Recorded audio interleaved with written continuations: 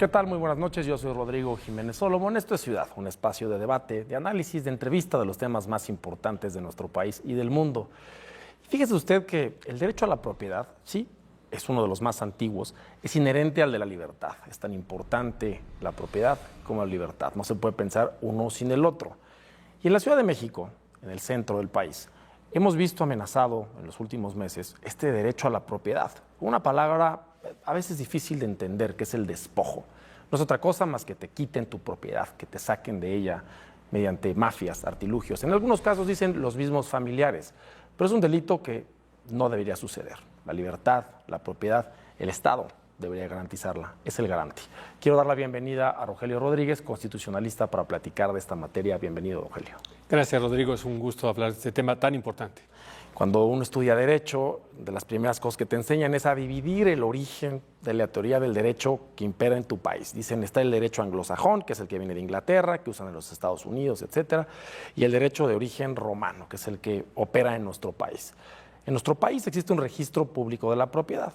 Es un registro del gobierno, donde cada persona que tiene una propiedad paga muchísimo dinero a través de un notario público para tener una escritura pública, que todos sabemos valen una lana, ¿verdad? Las escrituras, por eso no tantas personas pueden escriturar.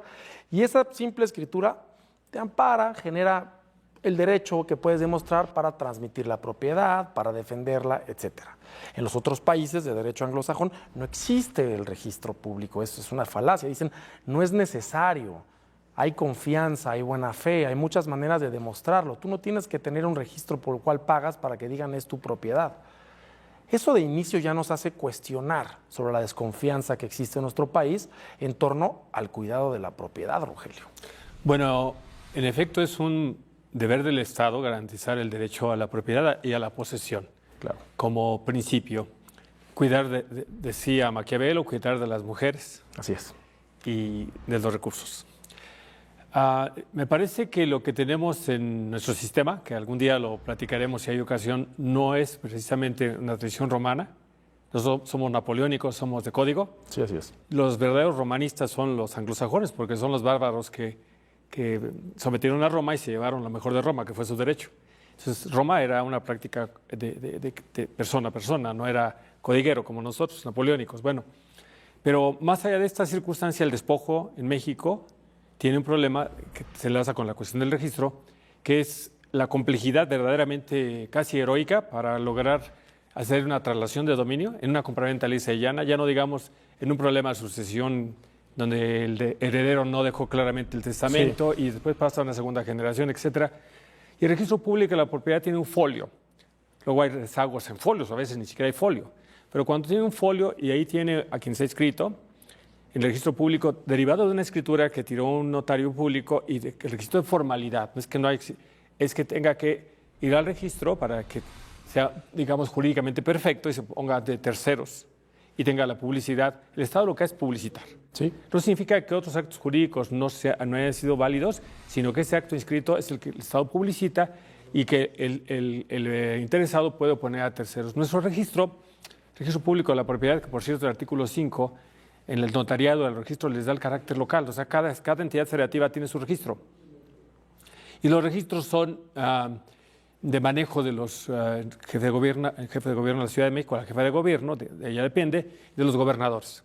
Entonces no tenemos un registro nacional a nivel federal, ni tenemos un notariado a nivel federal. Cierto es que se reconocen los actos de los estados por el Pacto Federal. Y eso es importante porque sí existe una distinción clarísima entre un notario de la Ciudad de México y un notario de Tlaxcala, ¿no? De hecho, buena parte de los fraudes que se cometen inmobiliarios en la Ciudad de México no están protocolizados, no pasan por la fe pública de un notario de la Ciudad de México. Normalmente es un notario en una esquina de Guerrero que poca gente conoce, ¿no? Y eso es un tema de origen, pero no ha logrado nuestra legislación y por supuesto el Estado, que es quien ejecuta esta legislación, dar la certeza, la confianza suficiente al propietario en este país. No simplemente vas a ir con un notario público, que eso, por cierto, es un privado, un notario público, no es el Estado, ¿no? El cual te tiene que revisar los documentos, que dar certeza, que inscribir, que tiene los honorarios preestablecidos. Después de todo ese proceso que es muy complejo de entender y muy caro de pagar, estamos viendo en la Ciudad de México que hay despojos, lo cual genera pues roña en todo el cuerpo. No puedes pensar en, oye, existe todo este mecanismo, además tan caro para el ciudadano, donde solamente hay que pensar que el 85% de la población no puede pagar estos trámites. Entonces, ¿por qué está sucediendo esto, Rogelio? Bueno, yo creo que tiene que ver un poco con la naturaleza del despojo, que es una figura penalmente complicada. La mencionamos mucho, pero es complicada porque es contradictorio del sentido común. Dado que comete el delito de despojo, así en términos simples, quien se apodera de algo que es ajeno, y esto es un inmueble o un terreno, o quien usa o usufructúa un derecho real que no le corresponde o sin permiso de que le corresponde. Tiene que ser de manera furtiva, bajo el engaño o la amenaza. Hacerlo de manera personal, dice el Código Penal a nivel federal y a nivel de la Ciudad de México, son prácticamente una réplica. Entonces, quien no es propietario, incluso que no tiene un derecho de posesión per se, puede alegar que es despojado. Y ahí claro está el tema. Me lo quitaron, en otras palabras, ¿no? Voy a decir un caso que sucedió en la Ciudad de México y sucede. Ahora ha bajado de intensidad porque está en los medios.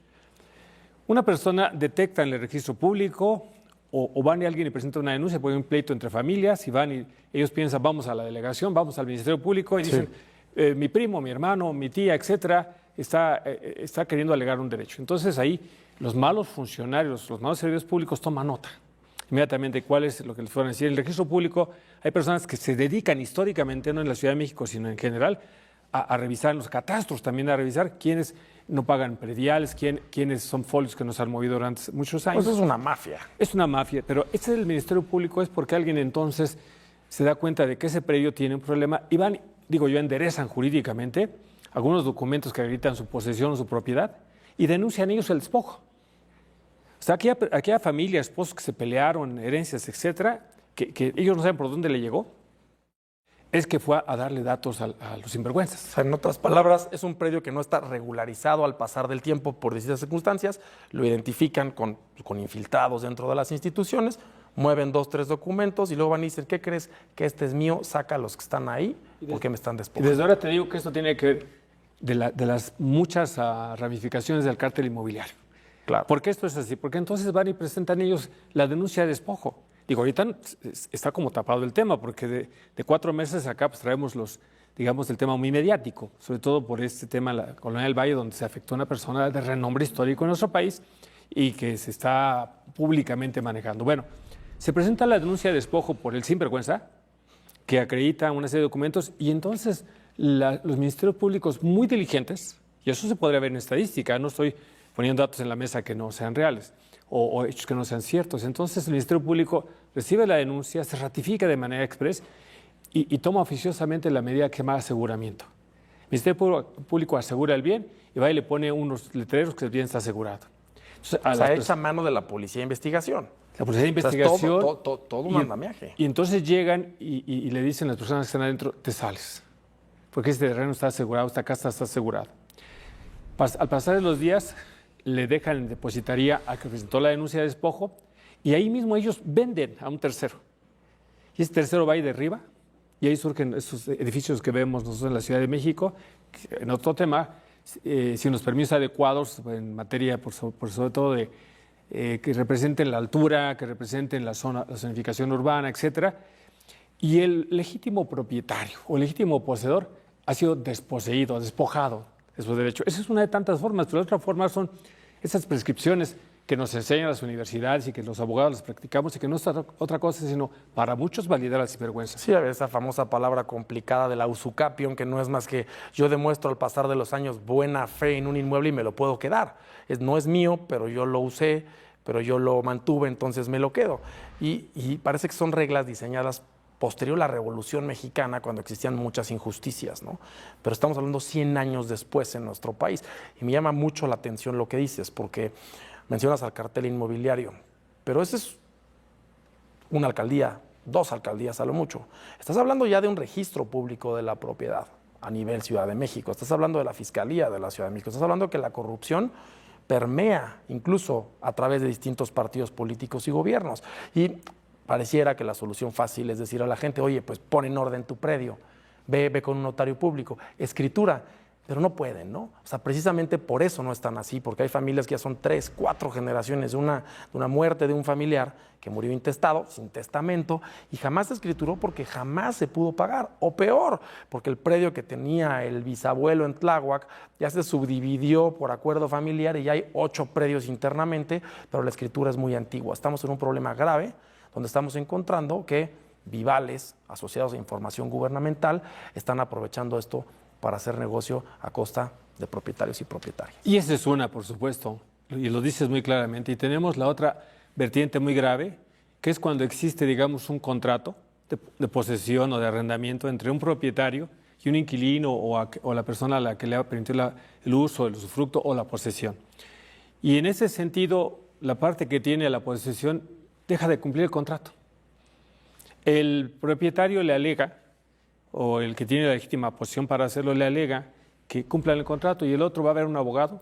Estamos educando en las universidades a personas que no se dan cuenta que están actuando en favor de un hecho sinvergüenza. Claro. Porque entonces lo que hacen es decir, toman 2,000 pesos, voy a poner un ejemplo, y le dicen, déjeme aquí sus papeles, yo lo veo, no ve nada, porque no tiene que ver nada, porque el que tiene que actuar es el propietario e ir a presentar una demanda. ¿En qué momento, Rodrigo, estuvo presente el Estado cuando se constituyó el acto jurídico? Como para que se va a resolver las obligaciones tenga que venir el Estado. Y en México, que es el único país en el mundo, si acaso 2 africanos más, que te obliga a ir con un juez.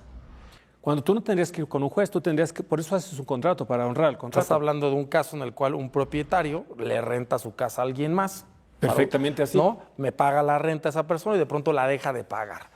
¿Y qué hago? No puedo ir y sacarlo yo solo porque me va a denunciar penalmente. Es que si lo sacas es despojo. Es un despojo, Lo va a llegar la antes. policía y me van a arrestar. Entonces tengo que ir a demandarlo, tengo que gastar recursos, contratar a un abogado, demandarlo, iniciar un proceso judicial, que conteste la demanda y que el juez, después de muchos meses, más ahora con lo que pasa en el Poder Judicial, que tiene un atraso brutal, conteste si tengo o no la razón. O sea, la ley diseñada para pegarle al propietario.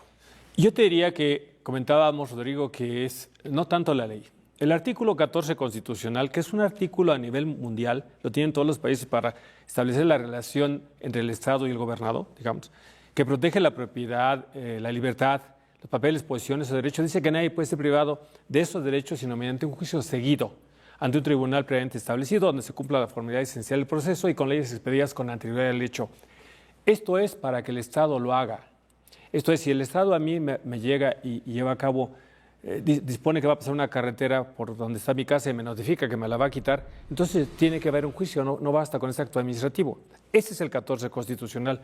Por eso no es que yo tenga como particular, en mi relación con otro particular, que aplicar el 14 o el 17, que claro, no puede hacerme justicia por propia mano. Contra el Estado, no contra el particular. Pero quiero alertar a esta situación. Un propietario que una persona le incumple deliberadamente, lleva 7 meses, si va y cambia cerraduras, él va a la cárcel por despojo. Es una cosa gravísima. Y no estamos alentando a que tampoco haya abusos por parte de los arrendadores o propietarios, porque lo natural es que hubiera una demanda de daños y perjuicios. Para en Medida se excedió. Lo que tendríamos que hacer en México es reinterpretarnos como país. Tú decías, antes de la Revolución teníamos un grave problema. Después de la Revolución y con la Revolución seguimos teniendo un problema. ¿Cuál fue? El Estado no se ha ocupado de promover, históricamente, un debido acceso a la vivienda. Claro. Y una regularización. ¿Qué ha hecho el Estado? Trasladarle a los particulares. Te digo una cosa, cuando yo busqué este problema hace años, que la verdad me interesa, encontré que el fundamento son unas cuantas letras que dice la Escuela Mexicanista del Derecho. O sea, México vive una isla jurídica. Así es. Donde nosotros promovemos que el sinvergüenza se legitime. Y tú decías la usucapión, 5 años. Pero se dice de buena fe, cuando tengo probablemente un contrato que no terminé o una ocupación que no se formalizó, pero tenemos la posesión de mala fe. Sí, que son 10. La reconoce el Código Civil y así lo dice. Entonces no importa cómo te hayas accedido al predio, después de 10 años, pura esa situación, un juez puede decirte que usted es propietario de lo que se robó. Le pega directamente a cualquier joven de México que quiera aspirar a tener una propiedad. Rogelio, gracias por estar con nosotros. Se me fue el tiempo rapidísimo, Rodrigo. Muchas gracias. Gracias.